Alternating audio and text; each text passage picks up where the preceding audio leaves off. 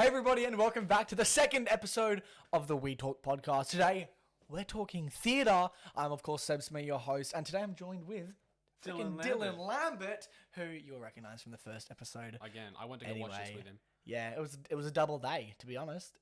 We saw it on the same damn day. Matinee of We did. Trap and night performance of The Woman in Black, opening night at the Sydney Theatre Royal. Look, shall we just jump in with a star rating? Star rating? To hit us off here. Hey there, just a little message to any of the Women in Black PR team.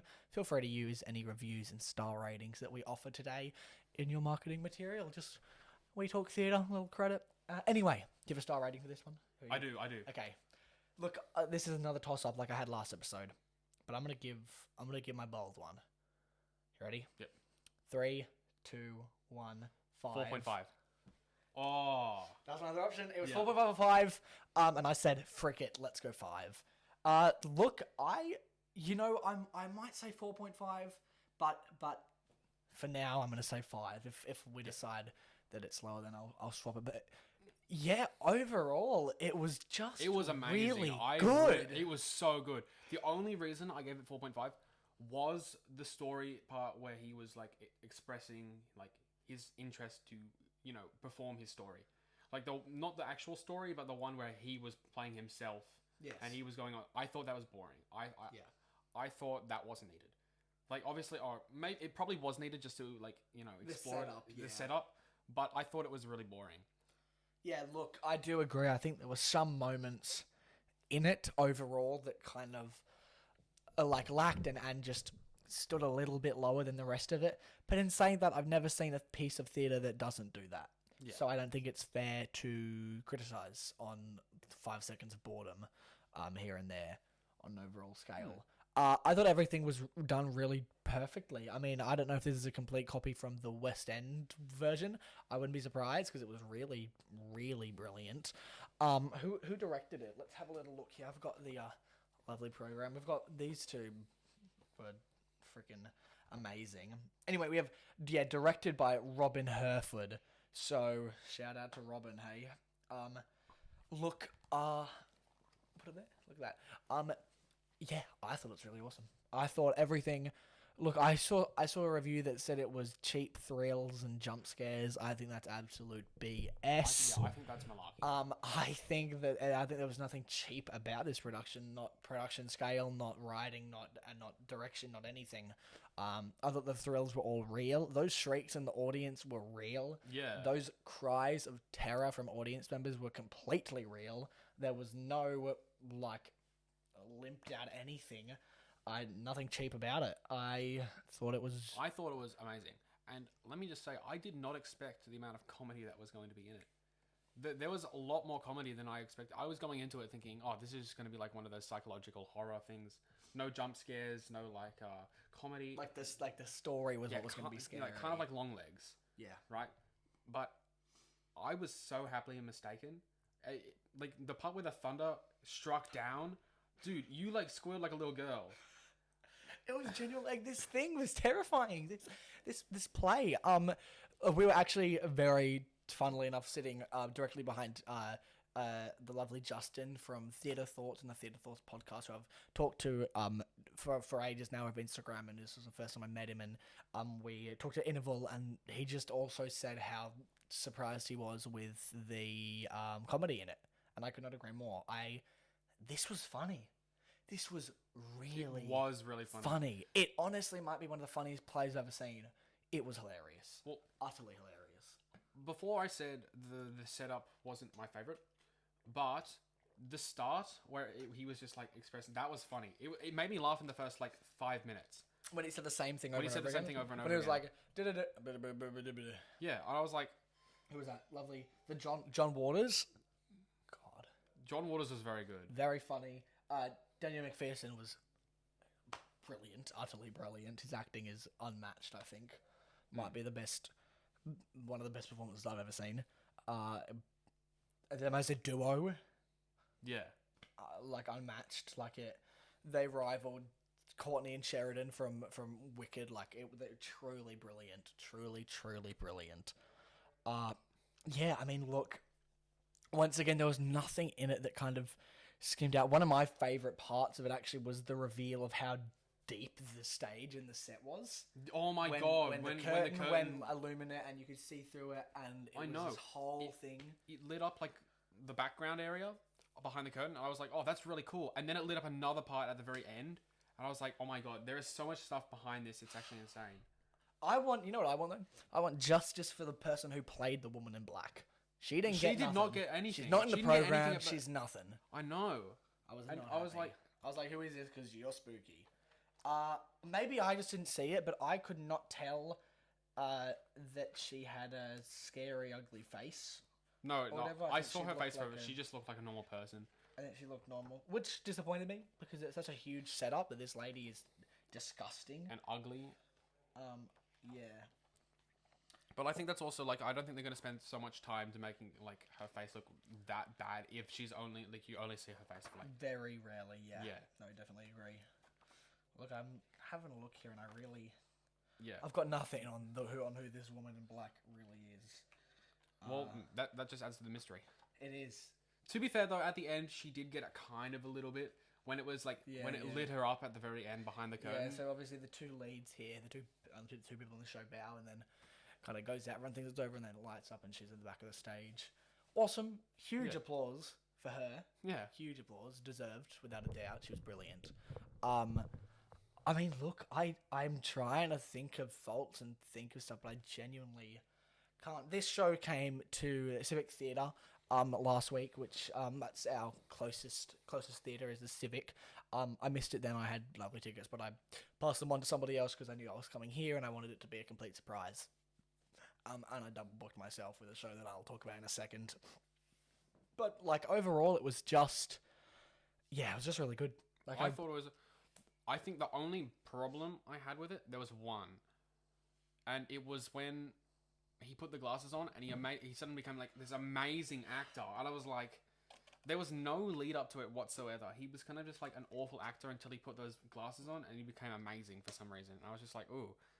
And I was thinking for about like 3 minutes that those glasses were actually like just magical, and that was what was gonna like play with the thing. And I was just like, actually no, they're just normal glasses. He's just amazing for some reason. Yeah, look, I am interested to just do a little Google search on what the plot was to see if that was like an actual part of it. Not magic glasses, that's obviously not part of it, but just kind of see what it was. I don't know.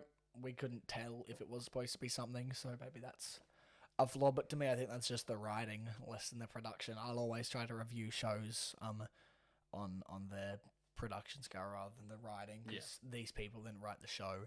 But you know, that's just a tiny thing that took away from 5 seconds being like, wait, what the hell just happened? Oh wait, no, this show's awesome, I don't care. That was kind of the vibe of it, I think. Yeah. But overall, dude, brilliant. Like, I really, Daniel McPherson in particular, his acting is unmatched. If you're gonna see the show for anything, you're gonna see it for these two, obviously. And yeah, they delivered like above and beyond. Yeah. What I expected them to. I don't know how I haven't seen more glowing reviews about them, to be honest.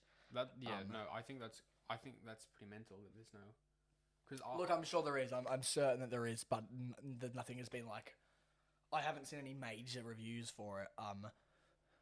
Which will come, but you know. I left the theater with a big smile on my face, especially when there was the fog and it engulfed us. That was insane. That was very cool. That was very cool. The fog and it like comes and it goes through the entire audience. You can't see anything for a second. It was awesome. There was like all of the effects, all the set and the staging, the way that they have, because obviously it's set in an old theater, and the way they have the stages raked up, just like they used to be. It was all really awesome. In the Theatre Royal, which is a lovely intimate venue, there's more intimate venues, and I think this show really needs one. Like, really needs an intimate venue. And Theatre Royal, it does the job enough. I don't know how this would play in the Civic Theatre. Like, imagine being up the very back of a huge theatre. I don't know how it would play. In this, we were like fourth row or something, almost right in centre, in the stalls, and it was great. We were locked in the whole time. I definitely feel like it's more of a smaller theater production over a bigger one. Like, it would work pretty well in the Playhouse. Yeah, well, there was a production a couple years ago, I think 2019 or something, in the Playhouse, in the Civic Playhouse here in Newcastle. I would have loved to see that. Mets. I'm sure it was fabulous. It does interest me how a smaller scale production would be done in terms of the set, though, in terms of the reveals and of this all of this other stuff. But I think that can be played into more with their acting. You know, they don't need all of this stuff. It's Which all is definitely acting. like one of the better aspects of the Yeah. show. Yeah, and you can totally. I think any company really would be able to do this show because you don't need any grand sets or anything. You could, pardon me, you could use a bare theater, and it would be great. Just some old looking chairs and tables and stuff, and your sets basically. Yeah. Do you have anything else to say on it, or I'll jump into some other shows that I've seen? I think we've said pretty much everything. I just really enjoyed it, if I'm being completely Yeah, honest. look, if we do anything, we would just continue to rave about it. So I think that there's no need to do that. Look, I've seen a couple other shows recently. I won't talk about a lot. We can actually talk about School of Rock quickly because we saw that. Oh, we one. can, yes. Yeah. So Hunter Drama's School of Rock at the Civic Theatre Newcastle. Look, the story of this show has been a bit of an iffy one. It started off it was a really shame situation. Ticket sales were slumped, man. The excitement about the show and stuff, it wasn't there. Until the show opened, they ramped up the marketing. Everybody saw how freaking amazing this show was. The lighting in it was amazing. Lighting, at the, the very end. Yeah. set, the everything was smashing out of the park. It was awesome. Look, I have no Look, I gave it 4 stars. I thought it was brilliant. Yeah, I say Podcast 4 awesome. stars is about where I put it.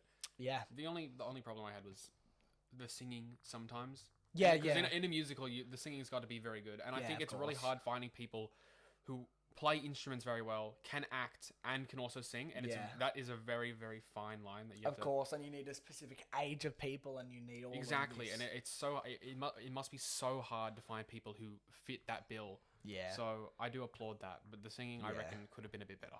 Look, I mean, everybody was, and that's like a nitpick. You know what I mean? Like that's like in any other theater in Newcastle, it would have been incredible. But then when you're at the Civic, you do just expect. I think it's a unrealistic expectation when you go in and you want perfection from a show. Yeah. Understanding that it's literal children who aren't trained as these adults are. Like adults are great, but like these people aren't trained as much. That was bloody awesome. These kids. The show was amazing. Got some damn bright futures. The instruments and everything. It was truly awesome. Look, on the other thing, I've seen a couple others actually. I saw Metropolitan Plays The Addams Family. Great show. We Talk Theatre has a full review. You can check it out on our website, wetalktheatre.com. I thought it was great. The show, the material isn't my favorite. The script and the music, I think it's a bit of a cop out, a bit of a money cop. The show, not this production in particular. Just I think they wrote the show in like a thing of this is gonna be good. Whatever. Thought the production was awesome. The cast were bloody Rory, who was Gomez, was out of this world. Look, the other thing I've seen is Aspire, Catholic Schools Office. Aspire Disconnected was their 2024 show. It was bloody awesome. Best set design, best production design I've ever seen in a local production. Costumes, props, sets. God, the sets were out of this world. Look, I'm not a big fan of jukebox musicals, and this was less of a musical and more of we have a play and we're going to chuck some songs into the play. Completely original, everything, not the songs, there was a jukebox, as I said, but yeah, I gave this one a solid 4 stars, because I was extremely impressed all around. I think it was loads of kids. I think they smashed it. I think it was really, really, really brilliant. Look, that's all the theatre that we've really, really seen. The only other show that I have locked in at the moment is opening night of Sunset Boulevard in Sydney, which is going to be bloody amazing. That's on the 31st of August. Oh, that's a total lie. I'm seeing the opening night of Hamilton next week. Oh! Me and Jack Marshall scored $50 tickets to opening night of Hamilton in Sydney, the official opening night. They're in previews at the moment. I completely forgot about that. Yeah. I'm so keen. Look, I've seen Hamilton live twice now. I saw it on the West End a couple of years ago, and I saw it in Sydney when it was first here. I watched it on Disney Plus a million times. Look, I love it. Do I think it's the best musical in the world, as it's commonly regarded as? No. I do think it's bloody awesome. I think it's engaging. I think it's got everything. And I'm really excited to see the cast. It's been a while since I saw it, and I'm really excited to see Callan Purcell as Burr. I didn't get to see him last time. I'm really excited. Overall, I wasn't planning on seeing this return season. I was like, I'm only going to go if I got opening night, and I'm not going to get invited. That's a hassle to get that sorted. But luckily, they posted last night $50 tickets, and I said, okay, let's do it. So next Thursday night, we've got opening night of Hamilton, which I'm really excited about. Anyway, other than that, that's kind of it. There's some shows that are going to pop up here and there, but for the most part, that's all that's planned. It's 20 minutes. There's a simple little easy episode here. What's something, Dylan? What's a show that you would like to see come to Newcastle or come to Australia even? What's a show that you'd like to see? That is a very tough question. You know what I would like to see? I'd like to see Carrie, Seb. Would you? I would love to see Carrie. See, I actually forgot about this, but Carrie the musical is coming to Newcastle's Civic Play. You want to take that side? I will take this. Carrie the musical is coming to Newcastle Civic Playhouse from the 22nd to the 25th of August. That is this month. We are both in it. We got Stokes over here And Freddie. And look, man, this is so cute. It's gonna be really awesome. It's a cast of some amazing young people. Some of the best that Newcastle has to offer, if I do say that in my biased opinion.